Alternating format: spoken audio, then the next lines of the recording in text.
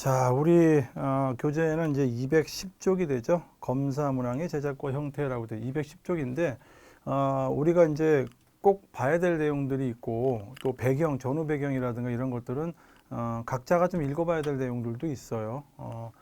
자, 이런 것들은 제가 볼 때 이런 것들만 보면 돼요.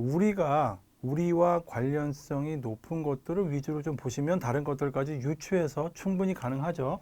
자, 예를 들어 이런 겁니다. 검사 문항이라는 거는 우리가 가장 많이 접하는 평가 도구는 검사이죠. 검사. 우리가 검사를 테스트라고 얘기를 하죠. 테스트. 검사를 테스트라고 얘기를 합니다.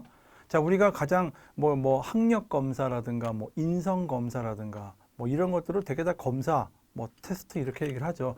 여러분들이 지금 시험 보는 교양직 시험도 일종의 여러분들이 얼마만큼 알고 있느냐 이거를 테스트하는 검사죠. 일종의 검사인데 검사를 개발할 때는 뭐 이런 것들이 있답니다 라고 얘기를 해요. 여기서 우리가 이제 살펴봐야 될 내용들이 있고 그냥 쑥 넘어가야 될 내용들이 있는데 처음에 이제 계획서를 개발을 하고 여기 보면 내용을 명료화하고 이원 분류표 개발한다는 거 있죠. 요거 하나만 체크를 딱 이렇게 해 놓으시고 이원 분류표.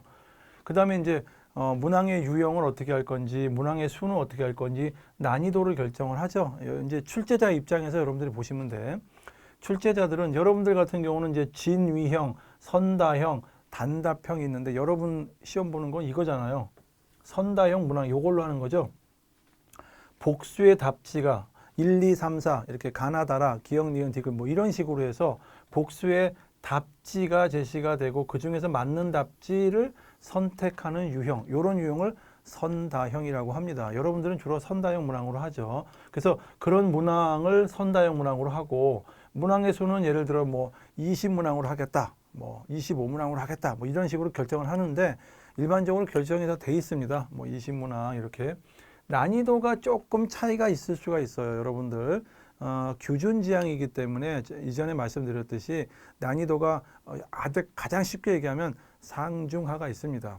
그리고 상중하는요 적절한 비율이 결정이 돼 있어요. 그래서 그 비율대로 문제를 출제를 하게 돼 있는 거랑 마찬가지예요. 이원이라는 거는 쉽게 얘기해서 내용이죠. 내용이라고 하는 하나의 차원이 있고 그 다음에 제가 얘기했듯이 기능이라는 차원이 있어요.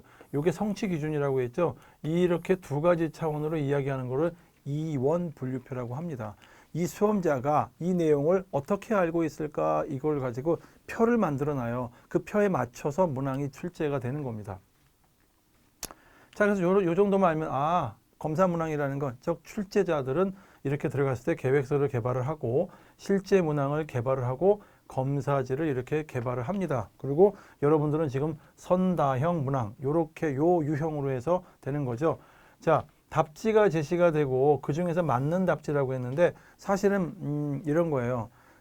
사지선다라고 하죠. 예를 들어서 사지선다는데 전부 다 답지죠. 답지인데 그 중에서 가장 이제 소위 여기에 보면 진위형이라는 게 있듯이 자, 묻는 문항에서 가장 알맞는 거를 찾는 건데 일반적으로 보면은 나머지는 다 틀리고 하나가 맞는 게 있을 수도 있고 또 이런 게 있잖아요. 보면은 그 중에서 두 가지 정도는 비슷하게 맞는 문항이 나올 수도 있어요. 여러분들 이 선다형 문항의 특성이 올라 그래요.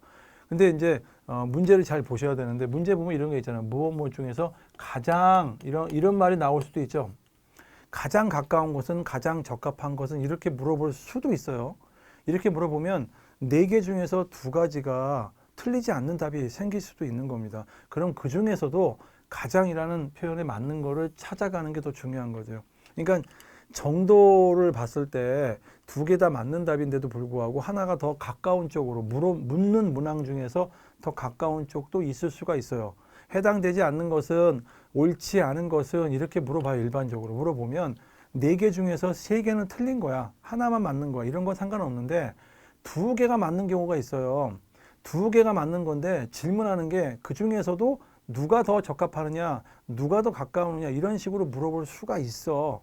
그래서 여러분들은 이 선다형 문항의 특성상 그런 것도 감안을 하고 계셔야 된다는 거야. 보면 출제자들은 그런 것도 신경을 씁니다.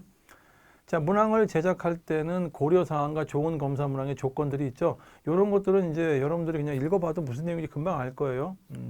목표와 내용, 어휘 수준에 맞아야 되고 뭐 이런 거 있죠. 그래서 가급적이면 이렇게 물어보죠. 뭐 옳지 않은 것은 옳은 것은 이렇게 물어봐서 어떤 그 진술문에 대해서 수험자들이 학습을 했으면 좋겠다라는 것들을 갖고 물어봅니다.